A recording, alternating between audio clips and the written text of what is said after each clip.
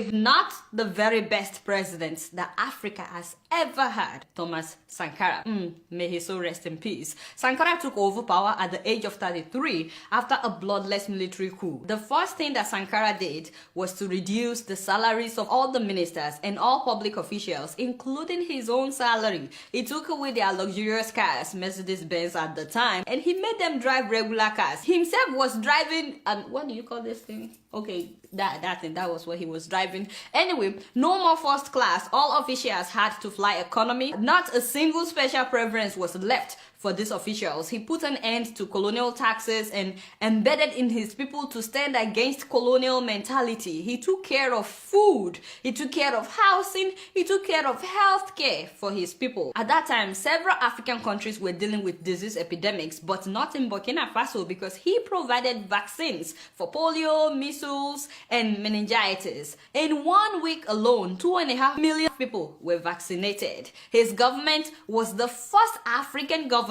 to publicly recognize the AIDS epidemic as a major threat to Africa. He was also one of the first head of states in the whole world to promote women's rights. Yes, the very first African leader to appoint women to major cabinet positions. Take a look. Ce qui veut dire que nous devons donner à chaque femme un emploi. Nous devons donner à chaque femme le moyen de gagner honnêtement et dignement sa vie. He creates a real shock by being one of the first heads of state in the world to promote women's rights. You guys can watch that documentary on YouTube. It's a wonderful documentary about the life of Thomas Sankara. Yes, he stood against forced marriages, underage marriages, or even expelling women from school if they got pregnant. He was like, if you have to expel the girl, what about the boy that got her pregnant? I was like, God bless you, my brother. She didn't do it by herself now. Thank you, Jare. In fact, when it was Women's Day, Sankara announced that women all over the country should not go to the market that day to buy anything, that their men should do all the shopping, and that they should let all the women rest that day because it's Women's Day. And you know, the men also enjoyed it. For the first time, many of them got to know the price of pepper, the price of okra. They actually appreciated their wives more after that experience. And the story was reported all over the world. Also, men were no longer allowed to beat their wives. He also instituted mass sporting activities. Everybody had to become active and participate in sports in order to keep fit and healthy. That was Sankara playing basketball, you know,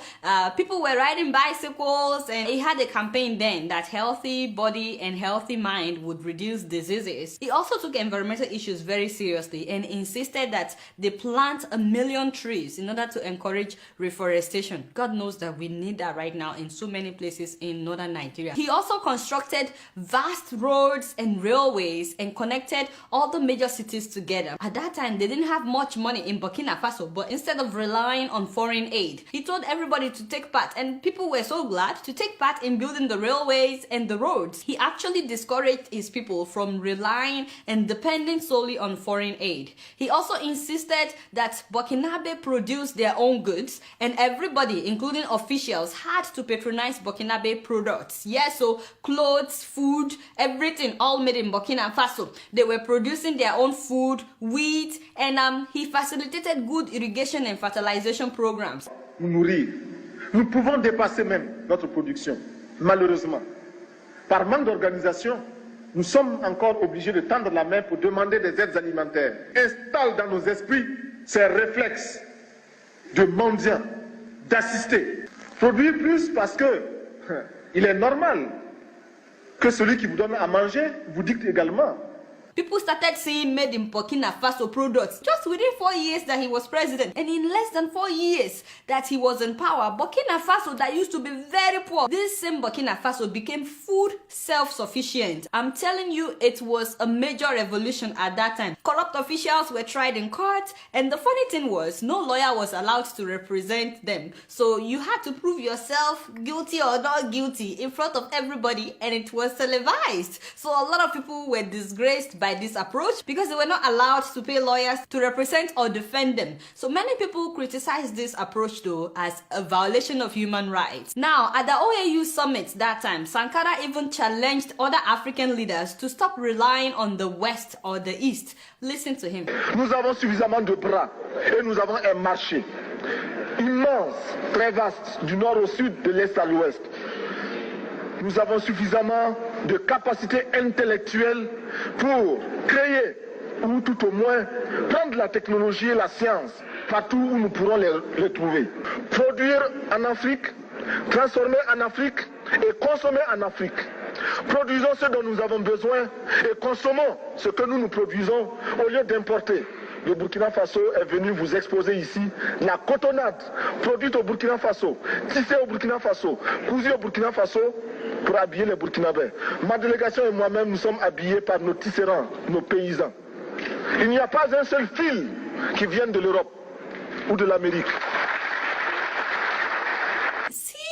And he was only like 33, 34. Just imagine that. By the way, Burkina Faso was named the Republic of Upper Volta at that time by the French, the colonial masters. Sankara was the one that renamed it as a Burkina Faso, which means the land of upright men. He also commissioned several housing projects for the less privileged, and he was out among his people, always, relating with people. He was not untouchable. You know how nowadays our leaders in Africa, they have this long convoy following them, and everybody has to get out of the way. No, Sankara was never like that. He related with anybody and everybody. This man took Burkina Faso out of misery in less than 4 years. Less than 4 years. Of course, the French, did not like that they were losing grip of their former colony, because he stopped borrowing money and he stopped relying on their foreign aid, and they wanted to make sure that other African countries don't follow his footsteps. You get what I'm saying? In fact, all those that were benefiting from Africa's underdevelopment at that time,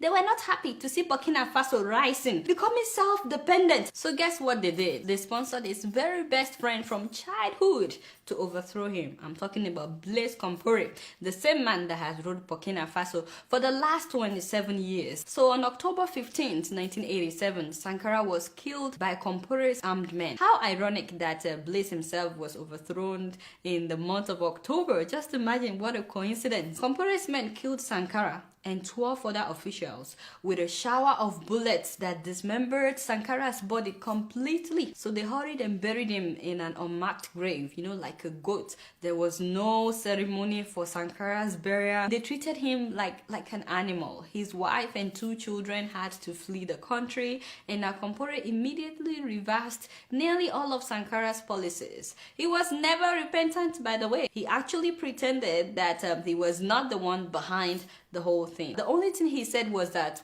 Sankara had jeopardized foreign relations with former colonial masters in France. I was like, what? That's the reason for you to kill the guy? Compaoré rejoined the International Monetary Fund and the World Bank, and he went right back to being a puppet in the hands of France. And once again, what would have led to true self-dependency and freedom in Africa was quenched by this man. The question is, would we learn a lesson from Burkina Faso?